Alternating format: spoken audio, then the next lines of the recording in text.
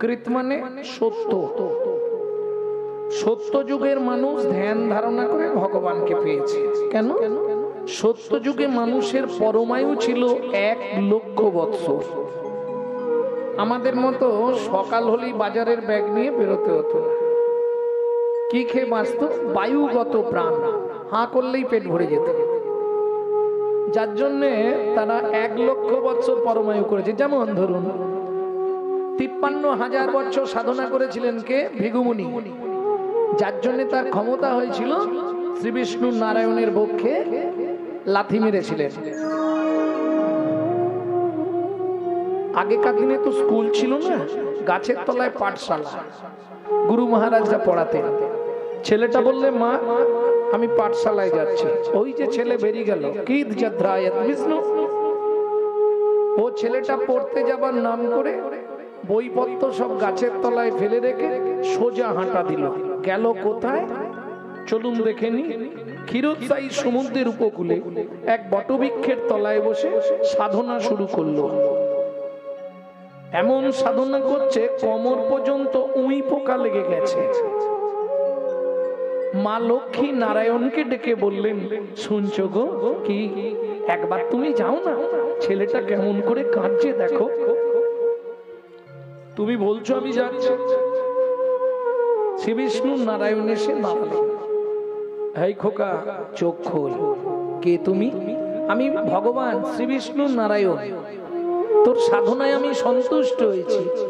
বলে, ঠাকুর এক্ষুনি চলে এলে? এক্ষুনি নয় রে, তুই চোখ বন্ধ করেছিস, আজকে চোখ খুললি 42,000 বৎসর।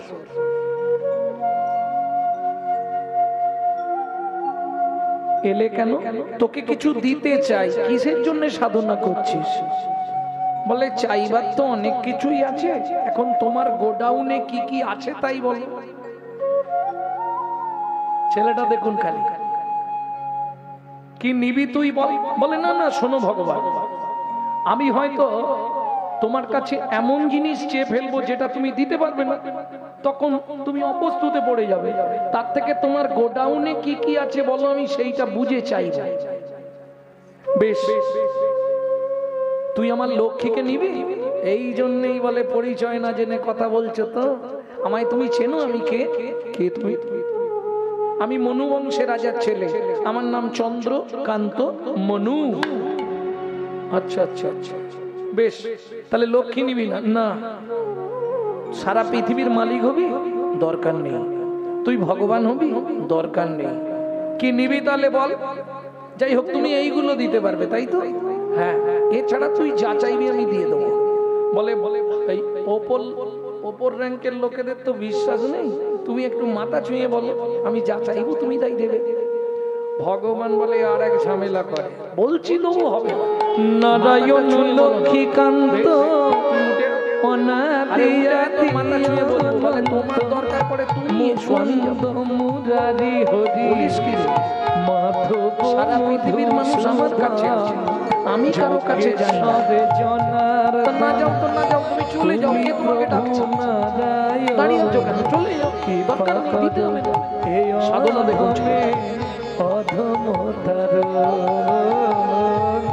ঠিক আছে, তোর মাথা ছুঁয়ে বলছি, তুই যা চাইবি এই মুহূর্তে বসে, তুই যা যা চাইবি আমি তোকে তাই দেব দেব দেব।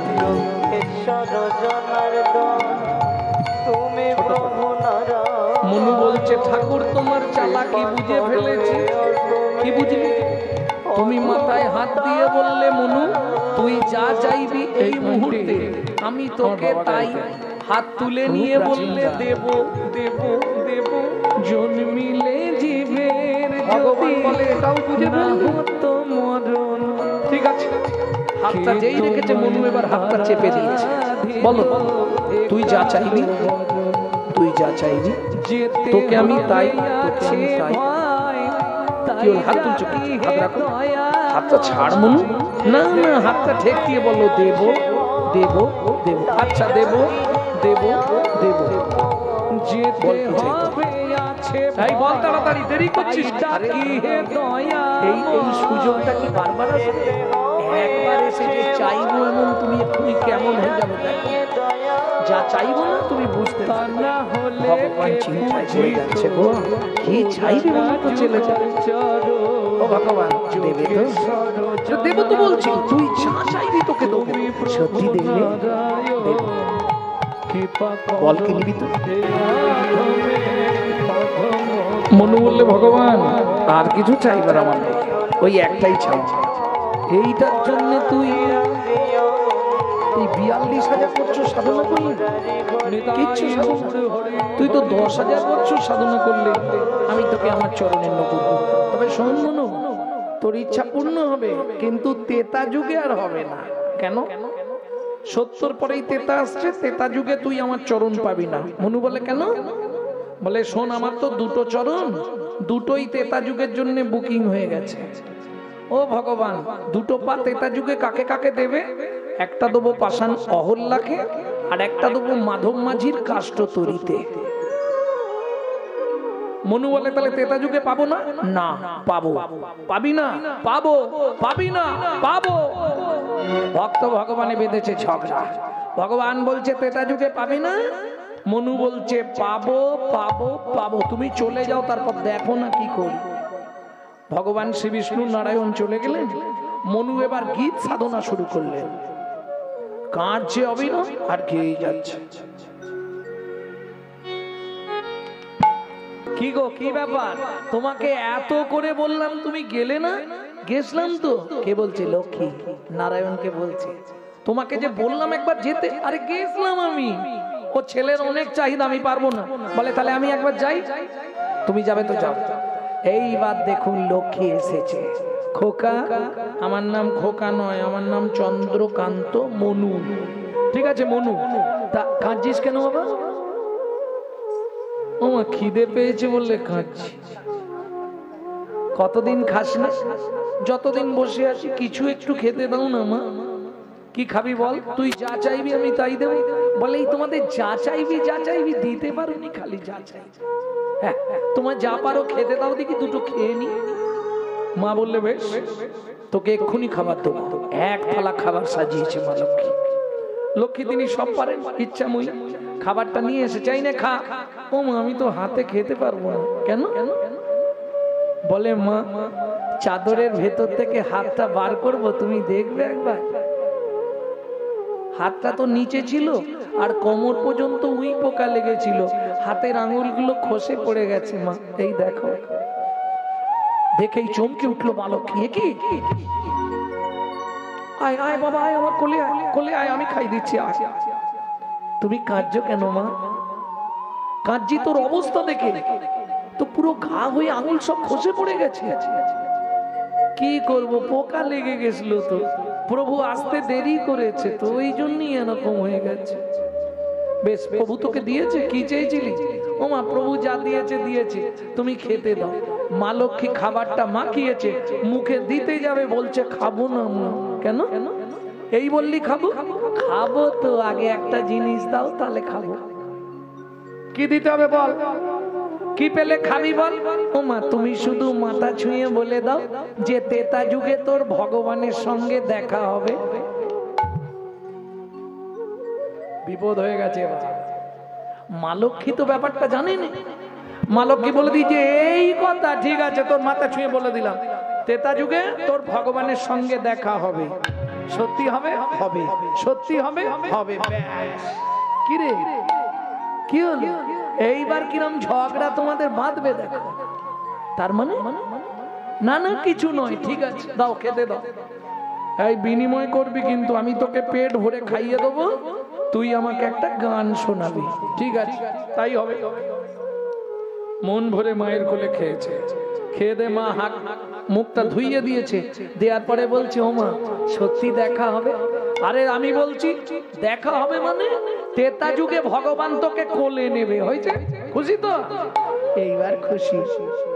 একটা গান তোমাকে শোনাতে হবে, তাই না মা? বেশ, গানটা শুনিয়ে দি।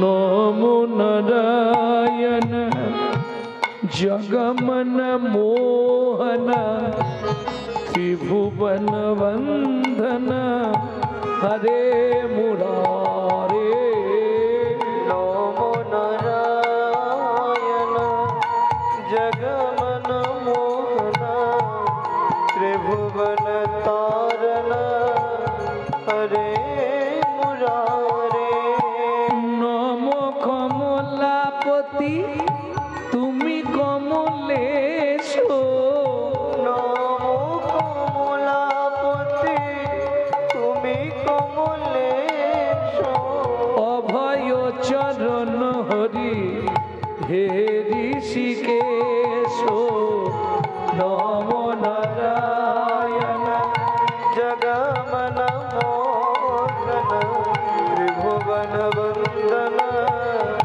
हरे मुरारे नमो नारायण जगमन मोहन त्रिभुवन वंदन हरे मुरारे नमो नारायण जगमन मोहन त्रिभुवन वंदन हरे मुरारे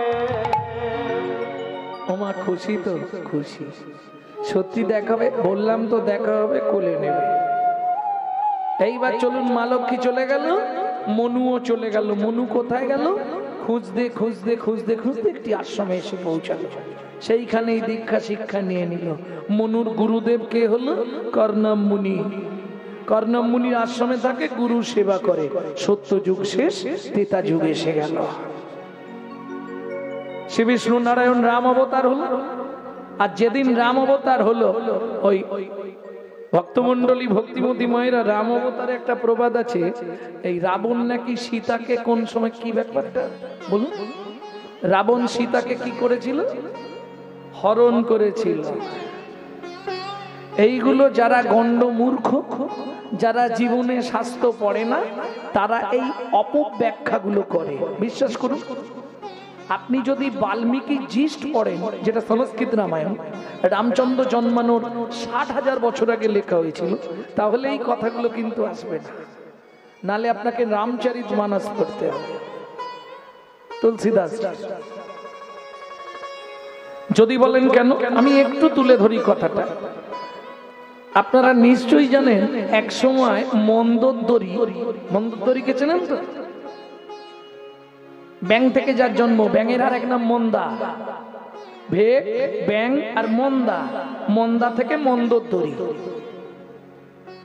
ব্যাপারটা জানেন না জানেন না জানে যা শ্রুতি ঋষি সাধনা করছে একটা গাছের কোঠরে একটা ব্যাং থাকে ওপরে একটা সাপ থাকে সবাই মুনির ওইখানেই থাকে মুনি কাউকে কিছু বলে না এইবার সেদিন ছিল একাদশী একাদশীতে সতী মুনি শুধু ওই দুধ খেয়ে থাকতো এখন দুধ দিয়ে যেত ভক্তরা দুধকে ফুটিয়ে দুধ খেয়ে সারাদিন থাকতো একাদশীর দিন তো উনি ওই দুধটা ইট দিয়ে ঘেরে কাঠ জ্বালিয়ে দুধটা বসিয়ে দিয়ে গেছে কড়াই করে দুধ ফুটছে উনি চলে গেছেন স্নান করতে এইবার সেই সুযোগে ব্যাংটা মুখ বার করছিল ওপর থেকে সাপ বাবাজি দেখেছে দেখে ভাবছে এই সুযোগে মুনি নেই ওইটাকে লেপটে দিলি আজকের কাজ হয়ে যাবে ওই ব্যাংটা খেতে পারলে আজকে সারাদিন কিছু খেতে হবে এইবার সাপটা নেমে আসছে ব্যাংটাকে ধরবে বলে ব্যাং বুঝে করেছে কি মারবি তোমার এক ঝাঁপ আর যা ঝাঁপ মেরেছে একবারে দুধের কড়ায় যা দুধের কড়ায় পড়ে গেছে পাটি চিৎকার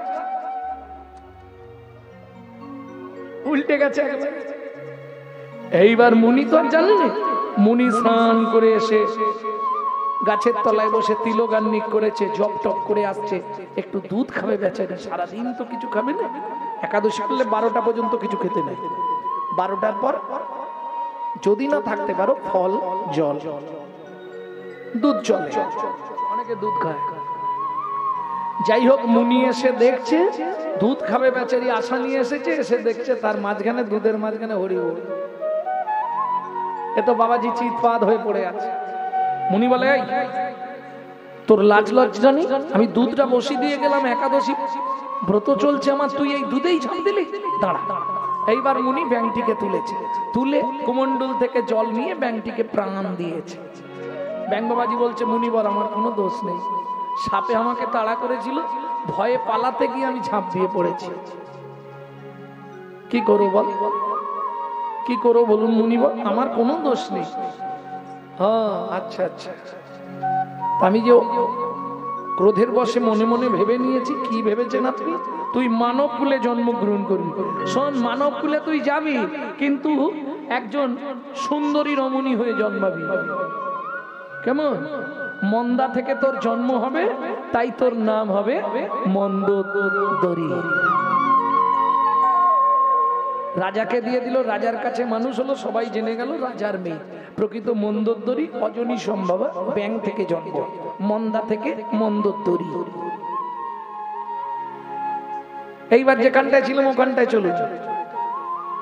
সবাই বলে রাবণ নাকি সীতাকে হরণ করেছে। আপনারা জানেন তো মন্দোদরী এক সময় গর্ভবতী হয়েছিল। এইবার দেখবেন স্বামী যদি কিছুদিন বাড়ি না থাকে, লোকে একটু কানাঘুষো করে, ওই যখনই কানে এসছে মুষল দিয়ে মেরে গর্ভটা পাত করে দিল, মাটির ভাঁড়ে করে ওই রক্তের টেলাটা নদীতে ভাসিয়ে দিল, ভাসতে ভাসতে মিথিলায় গিয়ে ঠেকলো, পলি চাপা পড়ে গেছিল। বসুন্ধরা মনে মনে ভাবলেন এটাকে মানুষ করব। প্রকৃত সীতাকে মানুষ করেছে কিন্তু বসুন্ধরা দেবী, তার প্রমাণ কবে হবে, একটু পরে। এইবার জনক রাজা হাল করছিল, সিতু চালাচ্ছিল, সিতু মানে হালের নাঙল। একটা নাঙল যদি কোনো বাচ্চার গায়ে লাগে সে বাঁচবে, তাহলে কি করে হঠাৎ উঠে পড়লো। বসুন্ধরা দেবী দেখলেন, রাজা জনকের কাছে পৌঁছে দিলে মেয়েটা ভালোভাবে মানুষ হবে, রাজ পরিবারে থাকবে, কিছুর অভাব হবে না। প্রকৃত মানুষ করেছে কিন্তু বসুন্ধরা দেবী। তার প্রমাণ কবে দিলেন, যেদিন সীতার পাতাল প্রবেশ হয়। সীতা বলছে মা, ও মা আমাকে তোমার বক্ষে জায়গা দাও।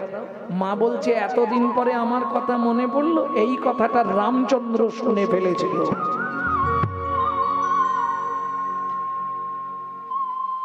রামচন্দ্র জেনে ফেলেছিল, এর জন্য রামচন্দ্র 3 রাতি ধ্যান করতে হয়েছিল।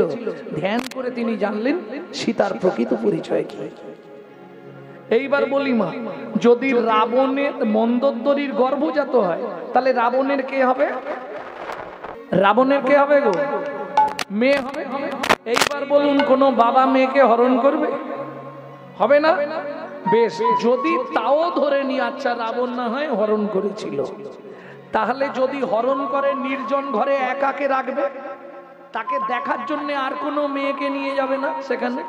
কি আমার যদি লজিকে কথা বলতে হবে, আমার যদি ভোগ বাসনা থাকে, তাহলে আমি তাকে তো একা গোপন ঘরে রাখবো, তাই না। নিজের ভাইয়ের বউ অর্থাৎ বিভীষণের বউ সরমা দেবীকে রাখলেন সীতার দেখাশোনা করার জন্য প্রত্যেক দিন। এবার গোপন তত্ত্বটা শুনুন, প্রত্যেক দিন ইন্দ্রলোক থেকে একটা করে ইন্দ্র পারিজাত ফুলের মালা গেঁথে রাবণের বাড়ি দিয়ে যেত। সেই পারিজাত ফুলের মালা সীতার গলায় পরিয়ে রাবণ চোখের জল দিয়ে সীতার চরণটা ধুইয়ে দিত।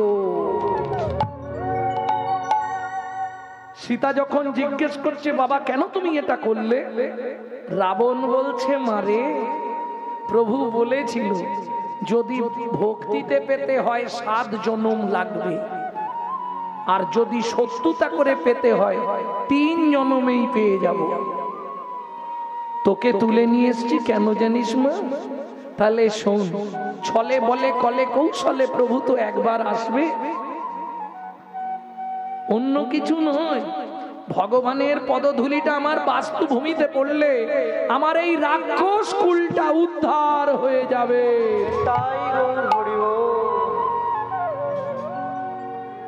বোঝা গেল ভক্তমন্ডলী, ভক্তিমতী মায়েরা। রামচন্দ্র আর লক্ষণ 2 ভাই খুঁজতে বেরোলেন সীতাকে। খুঁজতে খুঁজতে পরিশান্ত হয়ে রাম এসে বসলেন সরজু নদীর তীরে গাছের শিকড়ের ওপর।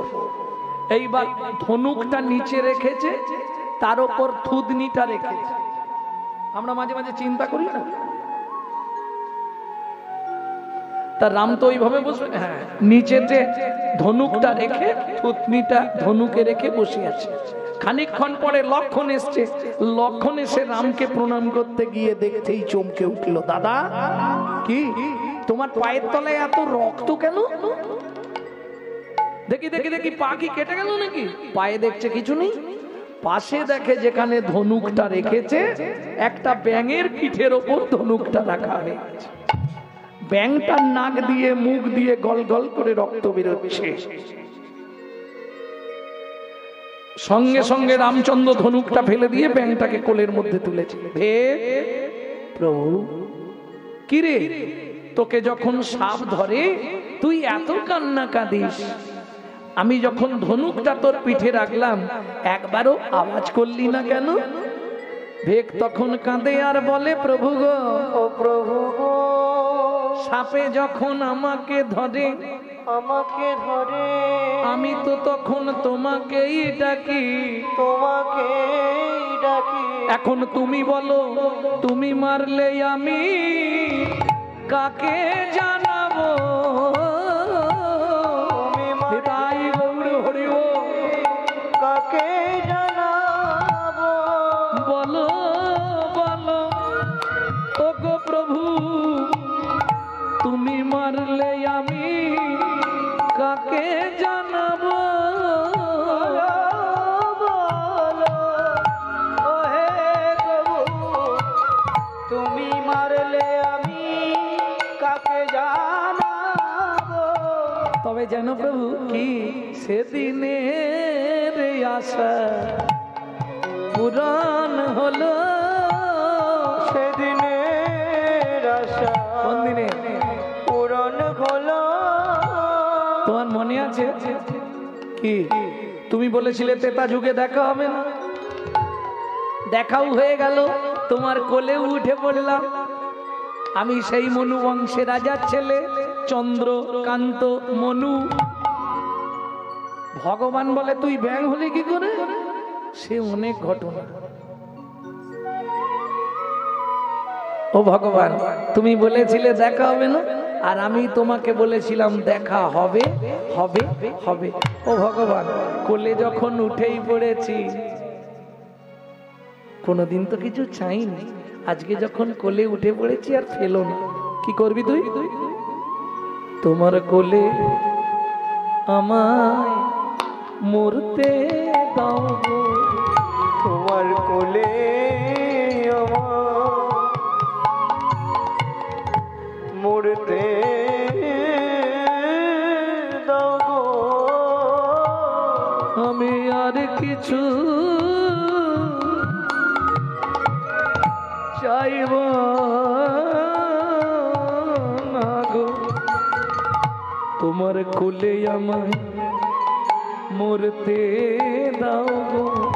আমি আর কিছু চাইব না গো, তোমার কোলে আমার মরতে দাও গো। ঠিক আছে ঠিক আছে দেবো, কিন্তু তার আগে বল তুই ব্যাঙ হলি কি করে? ও ভগবান, শুনবে? ওইটা বলতেই হবে? হ্যাঁ বল, আমি শুনবো। কার এত বড় বুকের পাটা তোকে ব্যাঙ জন্ম দিয়ে দিল? অপরাধ হয়েছিল ভগবান। কি অপরাধ করেছিলি? একদিন গুরুদেব বললে, মনু গুরুদেব একটু আমার চরণটা তৈলমর্দন করে দিত। গুরুদেবের চরণে, কর্ণমুনির চরণে তেল দিচ্ছিলাম, বুঝতে পারিনি ভগবান, বিশ্বাস করো, কখন নখটা লেগে গেছে, আর নখটা লেগে গিয়ে গুরুদেবের চরণটা স্খলিত হয়ে গিয়ে রক্ত বেরিয়েছে। দু হাত লাল হয়ে গেছিল। গুরুদেবকে ভয়ে পড়ে বলতে বাধ্য, গুরুদেব দেখুন আপনার চরণ থেকে রক্ত বেরিয়ে হাত লাল হয়ে গেছে। রেগে গিয়ে গুরুদেব বললে, যা তুই ভেক খুলে গিয়ে জন্মগ্রহণ কর। আজকে আমার চরণ থেকে রক্ত স্খলিত করেছিস, এই ভেক জন্মে তুই নাক দিয়ে মুখ দিয়ে রক্ত উঠে মরবি। তখন আমি আচার্যকে বললাম, গুরুদেবের চরণে, গুরুদেব আপনি বিনা দোষে আমাকে অভিশাপ দিলেন, আপনি শুধু শুধু আমাকে অভিশাপ দিলেন। যখন অনেকক্ষণ চরণে পড়ে কাঁদলাম, গুরুদেব মাথায় হাত দিয়ে বললে দুঃখ করিস না, যা বলে দিয়েছি তা তো বলবেই, একটা আশীর্বাদ করে দিচ্ছি। কি? ভগবানের হাতে মৃত্যু হবে, ভগবানের হাতে মৃত্যু হবে, ভগবানের হাতে মৃত্যু হবে।